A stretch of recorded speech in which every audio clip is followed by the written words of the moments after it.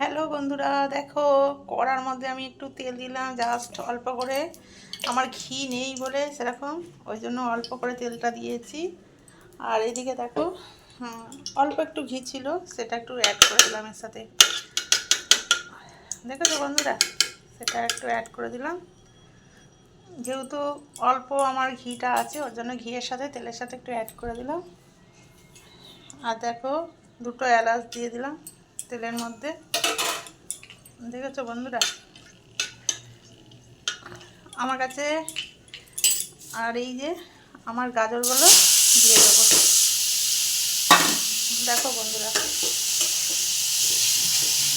গাজরগুলো একটু ভালো করে ভাজবো, যাতে রঙটা ডিপ কালার না হয়, কালারটা এরকমই থাকে। এটা কিন্তু খুব খেতে টেস্টি হয়, খুব ভালো লাগে বন্ধুরা।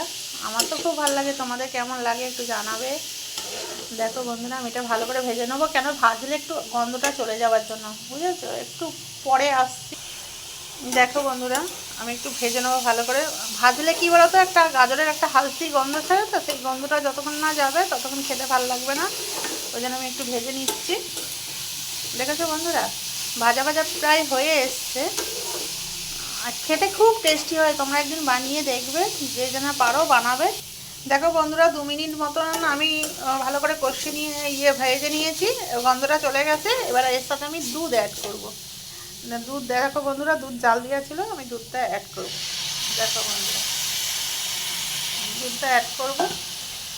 দেখেছো বন্ধুরা, একটু গ্যাসটা কমিয়ে দেবো, গ্যাসটা কমিয়ে দেবো।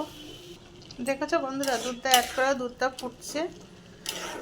আমি এর সাথে গুঁড়ো দুধও অ্যাড করব। দেখো, গুঁড়ো দুধ অ্যাড করে দিলাম, যাতে খেতে সুস্বাদু হয়। অ্যাড করে দিলাম। দেখেছো বন্ধুরা, মানে গুঁড়ো দুধটা দেওয়ার কারণ হচ্ছে খেতে আরও টেস্টি হয়ে যায়। লিকুইড দুধ আর গুঁড়ো দুধের মধ্যে অনেকটা পার্থক্য আছে না, গুঁড়ো দুধটা দেওয়ার মানে এটা হচ্ছে।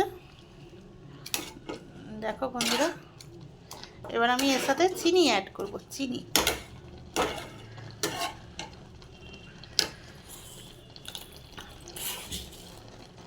দেখো চিনি অ্যাড করে দেবো।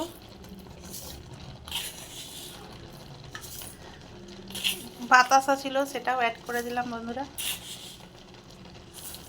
দেখো, আমি একটু মিষ্টি খাই বেশি, ওই জন্য মিষ্টি একটু করলাম। দেখো বন্ধুরা, বাতাসাটা একটু ভেঙে ভেঙে দেবো। দেখেছো বন্ধুরা, এর সাথে কাজু কিশমিশ দিলে তো কি নাইস হতো বন্ধুরা, কিন্তু আমার কাছে কাজু কিশমিশ নেই।